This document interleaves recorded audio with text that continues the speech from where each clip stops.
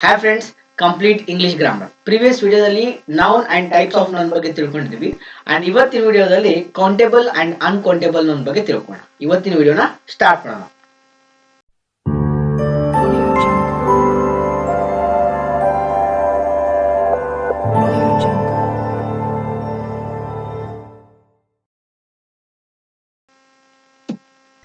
Countable and uncountable.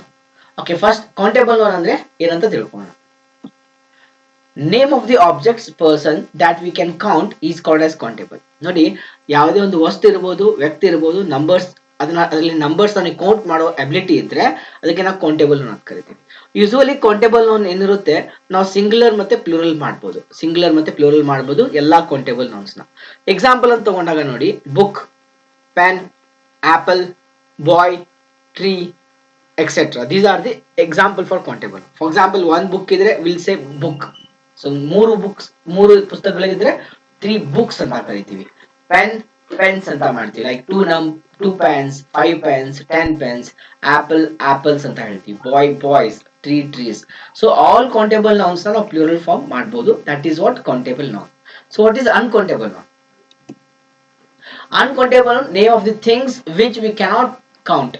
ನೋಡಿ, ಅದು things ಹೆಸರುಗಳಿರುತ್ತೆ, ಅದು ಕೂಡ ನಾಮಪದ. ಅಂಡ್ ಈ ನೌನ್ಸ್ ಗಳೇನಿರುತ್ತಪ್ಪ, ನಾಮಪದಗಳೇನಿರುತ್ತಪ್ಪ ಅಂದ್ರೆ ಕೌಂಟ್ ಮಾಡಕ್ ಬರಂಗಿಲ್ಲ. ಅಂಡ್ ಯಾವ್ದು ಕೌಂಟ್ ಮಾಡಕ್ ಬರೋದಿಲ್ಲ, ಅದಕ್ಕೆ ನಾವು ಅನ್ಕೌಂಟೇಬಲ್ ನೌನ್ ಅಂತ ಕರಿಬೇಕು. ಎಕ್ಸಾಂಪಲ್ ನೋಡಿ, milk, oil, knowledge, honesty, these are uncountable nouns.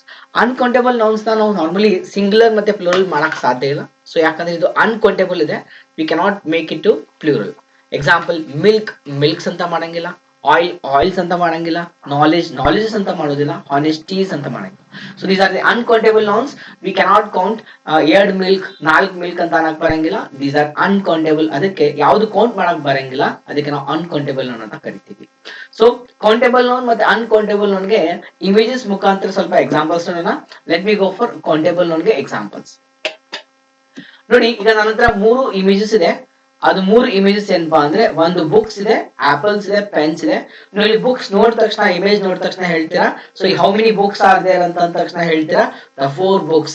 4 books ಇದೆ, ಕೌಂಟ್ ಮಾಡಬಹುದು. Apples, how many apples? 3 apples. How many pens? 9. So ಎಷ್ಟು ನೋಡಬಹುದು ನೀವು? 10 ಪೆನ್ಸ್ ಇದೆ. ಸೊ ಇಲ್ಲಿ ಕೌಂಟ್ ಮಾಡಬಹುದು ನೀವು. ಸೊ ಕೌಂಟ್ ಮಾಡಬಹುದು 1 2 3 4 5 6 7 8 9 10.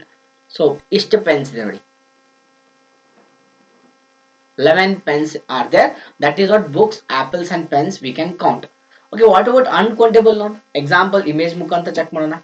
Yes, ಈಗ ಇಮೇಜಸ್ ಕಾಣಿಸ್ತಾ ಇದೆ ನಿಮಗೆ. And these are the examples for uncountable nouns.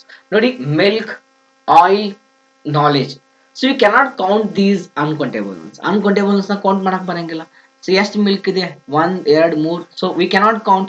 Oil 1 2 3. We cannot count. Knowledge we cannot count in the form of numbers. Okay. So ಅದಕ್ಕೆ ಬೇರೆ ಮೆಥಡ್ ಇದೆ.